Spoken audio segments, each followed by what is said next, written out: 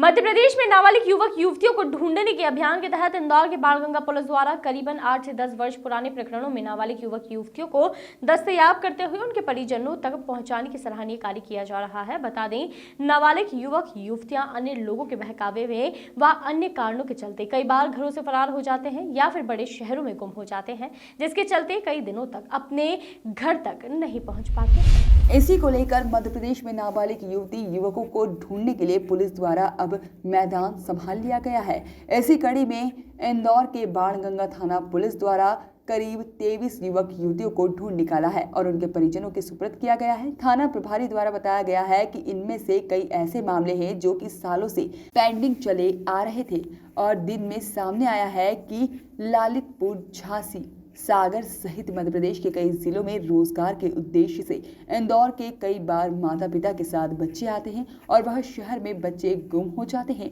और उन्हें बच्चों को बाणगंगा पुलिस ढूंढकर उनके परिजनों के सुपुर्द कर दिया गया है। फिलहाल अभी बाणगंगा थाने पर 50 से अधिक गुमशुदगी के मामले पेंडिंग हैं, जिन पर थाने का स्टाफ टीम बनाकर काम कर रहा है और जल्द ही सभी पेंडिंग नाबालिग गुमशुदगी के मामले को आने वाले दिनों में खत्म किया जाएगा। बता दें, बरामद किए गए 23 नाबालिग युवक युवतियों के मामले में अभी एक भी ऐसा मामला नहीं है कि बच्चे के साथ किसी प्रकार का शारीरिक या मानसिक दोहन हुआ हो और उसी की जांच के बाद पुलिस ने उनके परिजनों को बच्चे को सुपुर्द कर दिया गया है।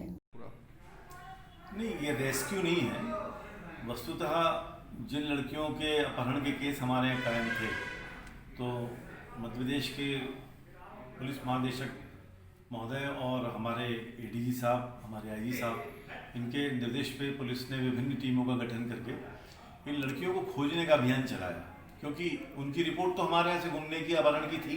पुरानी रिपोर्टें 12 के भी अपराध हैं, 13 के भी अपराध हैं, 15 के भी हैं, 16 के भी हैं, 20 के भी। तो इनको जब टीमें हमारी इनको तलाशना शुरू किया तो पाया कि कई मामलों में परिजन ही यहाँ से छोड़ के जा चुके हैं। तो फिर पूछताछ और चयन के आधार पर इन लड़कियों का पतासाजी की गई।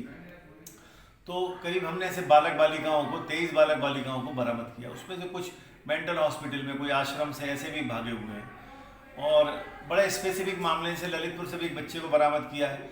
वो भाग के यहाँ आ गया था ललितपुर से, यहाँ पे उसको एक आश्रम में रखा, तो यहाँ से भाग के पंजाब चला गया होशियारपुर वालों ने उसके घर वालों से बात करा कि उसके माता पिता को सुपुर्द किया। अब पुलिस को हमारे यहाँ तो प्रकरण पेंडिंग है, हमने पता किया तो पता चला कि बच्चा तो घर पहुँच चुका है, तो हमको भी उसकी दस्तयाबी करना, तो पुलिस पहुँची ललितपुर। तो फिर उसको वहाँ से बरामद करके उसके परिजनों को विधिवत सुपुर्द किया और प्रकरण का पटाक्षेप हुआ। ऐसे कई मामले हैं जिसमें माता पिता को या पेरेंट्स की जानकारी में थी कि उनके बच्चे कहाँ हैं, और कई मामलों में नहीं भी था। तो फिर पुलिस ने उनसे पूछताछ के आधार पर संभावित स्थलों पर तलाश की, लड़कियों को बरामद किया, लड़कों को बरामद किया, बच्चों को, उनके परिजनों को उनको सुपुर्द किया। अच्छी बात यह कि किसी भी मामले में किसी भी बालक बालिका के साथ में कोई गलत बात या कोई अन्य अपराध नहीं हुआ। सर, कई बार मामलों में इस तरह से भी देखा जाता है कि कई लड़कियां भला फुसाकर कोई व्यक्ति ले जाता है, फिर गलत काम करके उनके साथ किसी तरह की निवार। ऐसा एक भी मामला 23 बच्चों में से एक भी मामला ऐसा नहीं जिसमें किसी बच्चे के साथ कोई गलत किया हो। माँ बाप के नॉलेज में कई मामलों में ऐसा था कि माँ बाप के नॉलेज में है कि उनकी लड़की की, तो उनने लड़की भाग के गई थी, चली गई थी, गुम गई थी, और फिर वो आ गई।